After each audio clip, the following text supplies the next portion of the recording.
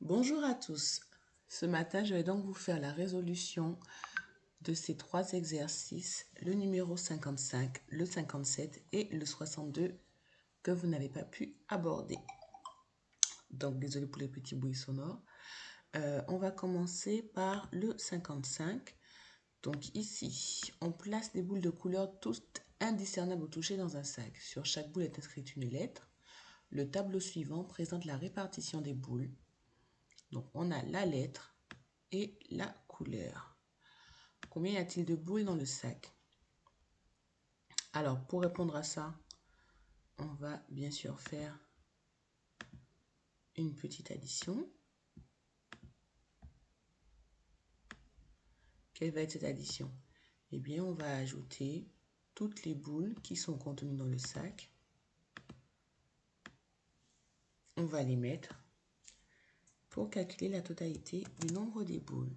Donc, on a 3 A rouge, 5 A vert, 2 A bleu, plus bien sûr les 2 B rouges, les 2 B vertes et les 6 B rouges. Tout ça, bien évidemment, on fait son petit calcul à la main ou à la calculatrice. Je vais changer pour mettre une petite parenthèse pour que ce soit plus clair. Voilà. Tout ça, ça va nous donner 20. Sur cette vidéo-là, je n'écrirai pas tout. Il faudra bien écouter, regarder, car toutes les réponses seront données à l'oral. Donc, bien sûr, on va conclure. Combien y a-t-il de boules dans le sac? Dans le sac, il y a les 20 boules. Voilà, première étape, c'était rapide, c'est fait. On tire une boule au hasard, on note sa couleur et sa lettre. Le A, on vous dit de vérifier qu'il y a une chance sur 10 de tirer une boule bleue portant la lettre A. On a vu dans la leçon que pour calculer une probabilité, il faut calculer la fréquence, d'accord, de l'événement concerné, de l'issue concernée ou l'événement concerné. Donc ici, on est sur une boule bleue avec la lettre A. Les boules bleues avec la lettre A, c'est ici, et il y en a 2. Donc on va avoir 2 chances sur 20 de tirer cette boule bleue avec la lettre A. Donc ça nous fait 2 sur 20. D'accord. Et ça, bien sûr, on sait le simplifier. On a ici 2, c'est 2 fois 1, et 20, c'est 2 fois 10. Donc, si on simplifie par 2, on obtiendra effectivement 1 sur 10. Et la probabilité de 1 sur, et 1 sur 10, bien sûr, ça veut dire que c'est un dixième. Donc, faites bien attention à la consigne qui vous dit de vérifier que c'est bien égal à 1 sur 10. On ne vous demande pas est-ce que c'est égal, on vous dit de vérifier. Donc, si malheureusement vous ne trouvez pas 1 sur 10, c'est que vous avez fait une erreur. Donc, il y a bien une chance sur 10. La B. Quelle est la probabilité de tirer une boule rouge? Là, si vous n'avez pas retrouvé une chance sur 10 à la question 1, ça va être compliqué, la question A, de faire celle-là. Même chose, on va donc compter le nombre de boules rouges qu'il y a. Donc 3, 5 et 2, ça fait donc 10. Donc 3 plus 5 plus 2 est égal à 10. Et de la même façon, on va faire 10 sur les fameux 20. Voilà. Donc ici, on mettra le nombre de boules rouges qu'il y a, c'est-à-dire 10. Et dans l'idéal, on va simplifier. Ça nous fait donc une chance sur 2, puisque ça nous fera un demi. Donc, il y a une chance sur 2 de tirer une boule rouge.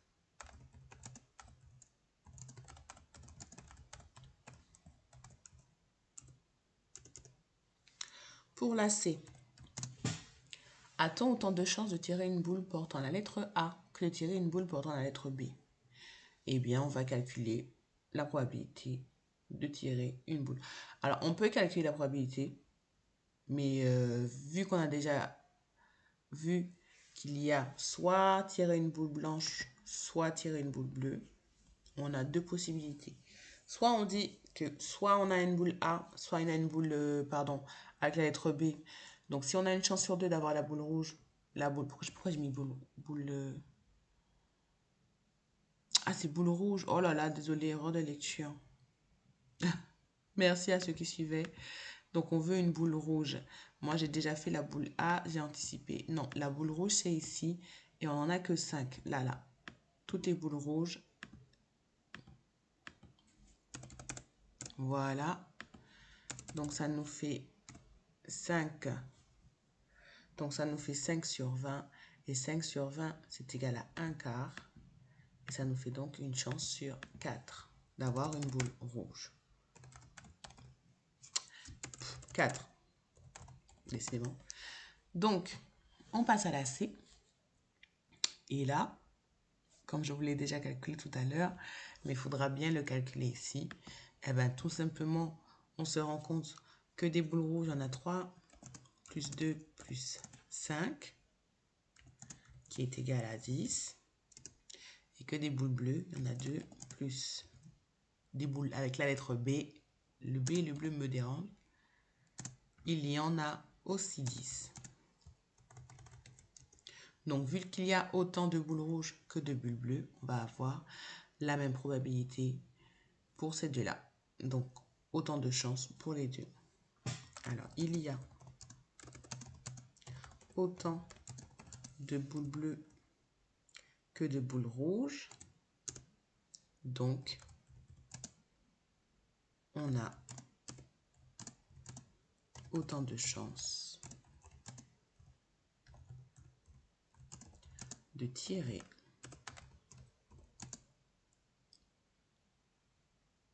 une boule portant la lettre A qu'une boule portant la lettre B. Là, il ne faut pas être fainéant dans la rédaction et il faut bien faire. Bon, après, à la limite, si vous mettez une boule A qu'une boule bleue, c'est vraiment le minimum qu'on peut faire en rédaction. Une boule B, c'est le minimum qu'on puisse faire en rédaction. Voilà, cet exercice est fini. On va donc passer à l'exercice suivant, le 57. Alors, vous avez tous été plutôt nombreux à bien faire la première partie de la question A. La deuxième partie, c'était déjà un peu plus compliqué. Donc ici, avec le tableur, on simule 1000 lancers de 2D équilibrés, classiques. Ce diagramme représente les effectifs des sommes obtenues par les dés. Quel est pour cette simulation le nombre de lancers qui donne la somme 7? Là, vraiment, vous avez réussi cette question et c'est très bien. Donc A, on vous demande de lire un diagramme. Vous lisez le diagramme. Quel est pour cette simulation le nombre de lancers qui donne la somme 7? Pour cette simulation, toujours bien rédigé, d'accord, il y a 170 lancers qui donnent 7. Voilà, on l'a bien lu sur le graphe. Il n'y a pas de grosse difficulté pour cette question-là. Malheureusement, la lecture de diagramme en bâton, c'est du niveau 6e. Donc ça, en termes de compétences, vous l'avez déjà validé en 6e. On est sur un niveau de compétence qui est insuffisant pour le niveau 3e. Par contre, ici, on va passer à un niveau déjà plus troisième. En déduire la fréquence en pourcentage représenté par ces lancers. Donc, on a notre petit nombre. Voilà. Qui est donc de 170. Qu'on va mettre sur le nombre total de lancers. Donc, le nombre total de lancers, il est là. Après, si vous oubliez qu'il est là, il faudra recalculer 25 plus le petit nombre ici qu'on ne voit pas. Enfin, on vous a mis quand même quelques difficultés là. Donc, ce sera un petit peu plus compliqué de trouver le nombre de lancers là. Mais on les a au début. Donc, c'est sur 1000 lancers. Donc, on mettra les 170 lancers qu'on a obtenus par lecture pour le 7 sur les 1000. Bien sûr, les pourcentages, c'est faire une fraction sur 100.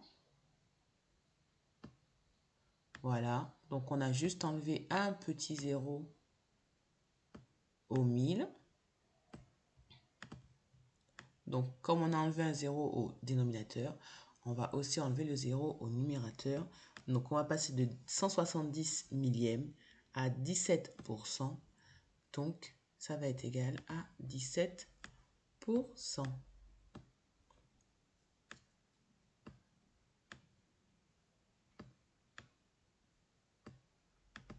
On n'oublie pas de compléter, bien sûr, tous ces petits pointillés que je vous laisse écrire parce qu'il faudra recopier cette petite correction. En déduire la fréquence en pourcentage. Donc, on fait bien sûr une petite phrase. La fréquence représentée par ces lancers est 17. Oups. %.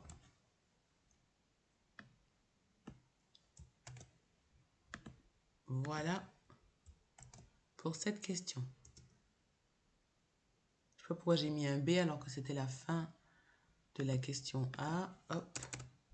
Voilà, il n'y a plus de B. On va passer maintenant à la question B, réellement. On vous demande d'utiliser un tableau pour trouver les différentes possibilités d'obtenir une somme égale à 7 avec 2D. Et après, il faut calculer la probabilité de cette somme. Et c'est là où le tableau va être intéressant parce que vous aurez la totalité du nombre de toutes les possibilités qu'on va avoir. Et j'espère que vous les prendrez bien en compte, qu'il y a quand même plutôt 36 possibilités. Donc, c'est parti pour le petit tableau. Donc, on va tracer notre tableau.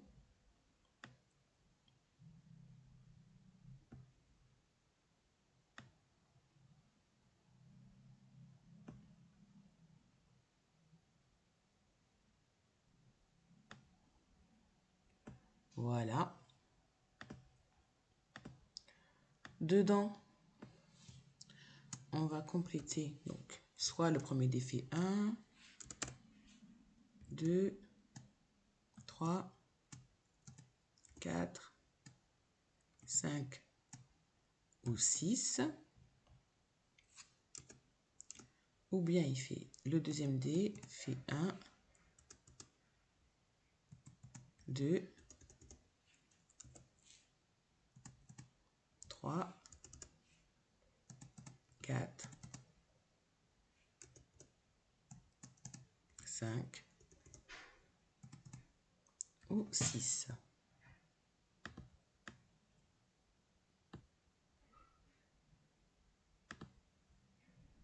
Ce qui va nous donner, donc bien évidemment, c'est un tableau de 6 par 6, donc on aura dedans 36 possibilités à ne pas oublier.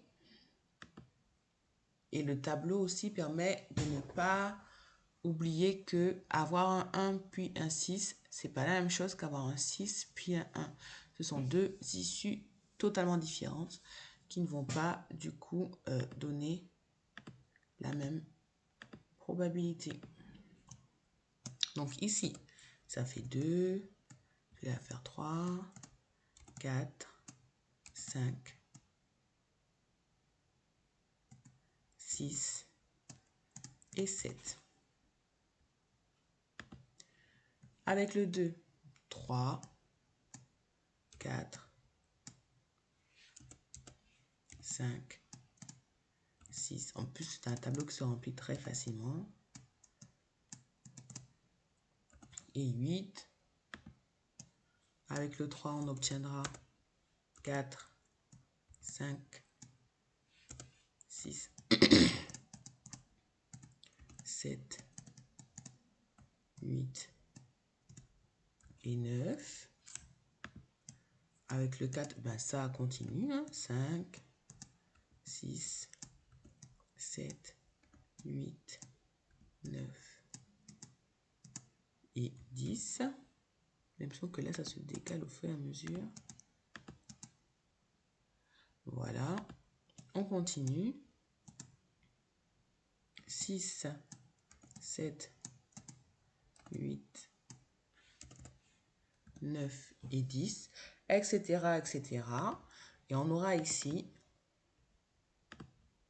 donc, bien sûr, je vais vous laisser un petit peu, bon là, c'est pas très compliqué à compléter.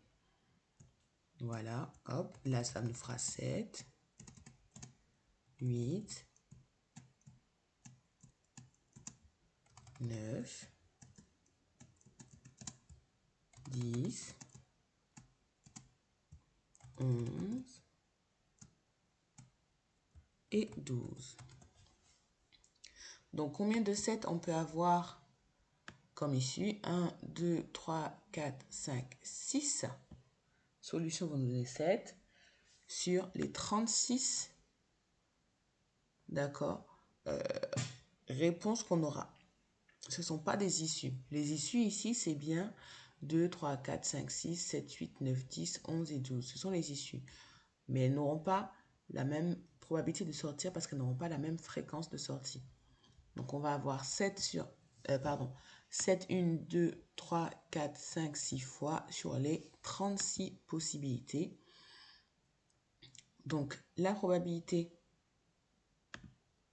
ça va être, comme je vous dis, ce fameux 6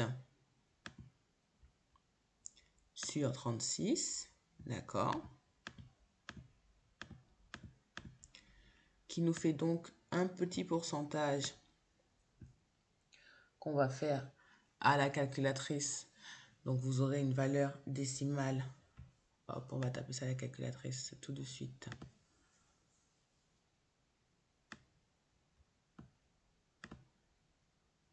Voilà, donc ça nous fait 6 divisé par 36, qui nous fait du 1,166, etc., etc. D'accord, et on prendra ça pour mettre, on prendra le nombre de centièmes bien arrondi, donc ici c'est 17, et on retrouvera notre fameux 17% de tout à l'heure. Après, si vous arrondissez à 16,6 ou si vous arrondissez à 16, on sera quand même très proche du test avec les 1000 lancés qu'on a fait dans la partie A de cet exercice. On retombe du coup sur ce qu'on a vu dans la leçon qui dit qu'une probabilité, c'est une simulation avec un très grand nombre de fois. Et plus on va faire des simulations 1000 fois, 5000 fois, plus on s'approchera de cette exactitude de 0,16, donc 16%. D'accord? Donc ici, ça nous fera le 6 sur 36. Là, ça va nous donner une valeur décimale que vous voyez encore à la calculatrice, qui se traduira par 17% si on l'arrondit bien, 16% si vous faites juste une troncature. Donc, pour la question B, voilà, on vous demande maintenant de comparer avec la réponse donnée à la question A. Eh bien, on va comparer. On a 16%, tout à l'heure on avait 17%. Donc, on remarque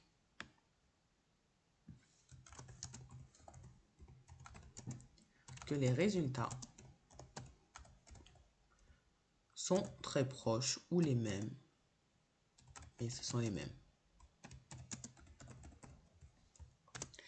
Voilà pour le petit numéro 57.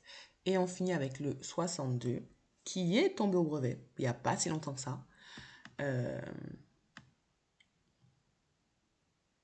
Voilà. Hop, je vous le remets pour la lecture.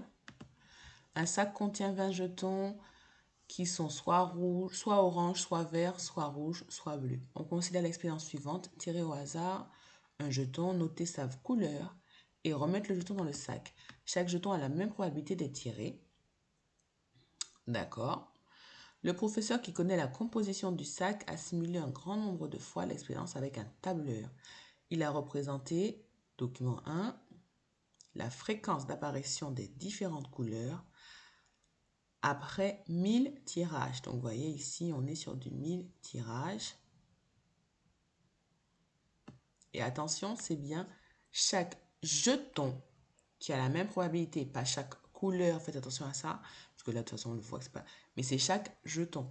J'ai autant de chances de prendre un jeton orange une fois. Chaque jeton a sa même probabilité. On vous demande du coup, le professeur qui connaît, quelle couleur est la plus présente dans le sac. Étant donné qu'on observe ici que le orange est très au-dessus, c'est-à-dire qu'on a plus de chances de le tirer, c'est qu'il y en a plus dans le sac. Tout simplement, dans la feuille de calcul document 2, quelle formule le professeur a-t-il saisie dans la cellule C2 avant de la recopier vers le bas? Donc la cellule C2, c'est celle-là, et elle calcule la fréquence d'apparition de la couleur rouge. La fréquence, on l'a vu, c'est ici le nombre de fois où le jeton est tiré. Donc on va mettre le nombre de fois divisé par le nombre total de tirages et ça va nous donner bien sûr une fréquence. Là, si vous vérifiez avec la calculatrice, ma calculatrice elle est ici. Hop. Et qu'on vérifie par exemple 1 sur 6, oui ça va nous donner ça, on connaît un sixième, et on vérifie du coup 1 septième, 1 divisé par 7,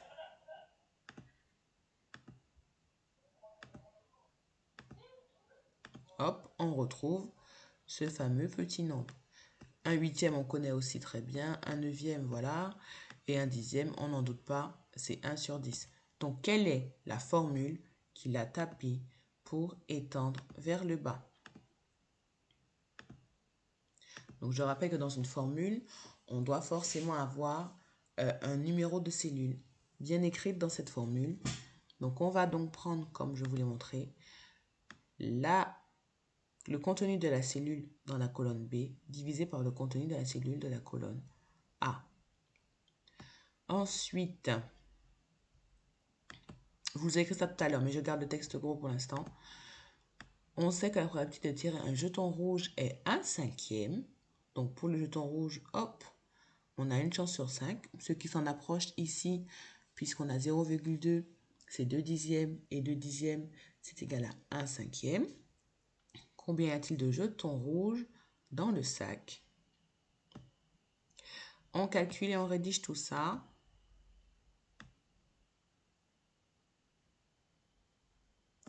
C'est parti.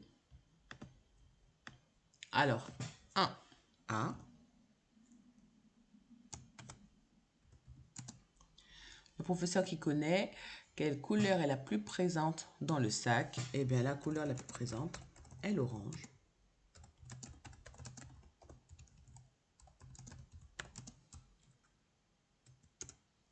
Car elle a plus de chances d'être tirée. Tout simplement. Le B. Dans la cellule, qu'est-ce qu'on va mettre? Donc, une formule, ça commence toujours par égal. Ensuite, on a dit que c'était le contenu de... pardon, j'ai commencé par, bien sûr, la formule. Et donc, ça commence toujours par 1 égale. Ensuite, on prend le contenu de la colonne B. Donc, on va prendre la formule B1 divisé par le contenu de la colonne d'à côté, c'est-à-dire A1. Attention ici, dites donc, ça commence pas à 1, ça commence à 2. Donc, on va bien sûr corriger ici C1,2. Donc, ce sera la formule toute simple. B2 divisé par A2. Et ça nous donnera cette petite fréquence. Alors, il faut bien une formule pour pouvoir l'étirer vers le bas pour que ça fonctionne. Sinon, ça ne fonctionnera pas. On sera embêté par quelque chose qui va nous donner, si on met des nombres directement, toujours le même résultat. Et enfin, le 2. On sait que la probabilité, c'est une chance sur 5. Eh bien, une chance sur 5, on sait que c'est la simplification de quelque chose sur 20, puisqu'on vous l'a dit au début, il y a 20 jetons. Donc 1 sur 5, c'est égal à combien sur 20? On se rappelle de son petit programme de 5e, d'accord? Voire 6e si vous l'avez fait un petit peu en avance. On va multiplier le numérateur et le dénominateur par le même nombre. 5 fois combien est égal à 20? C'est 5 fois 4. Donc on va multiplier ici 1 fois 4. Et il y a donc tout simplement 4 boules rouges dans le sac.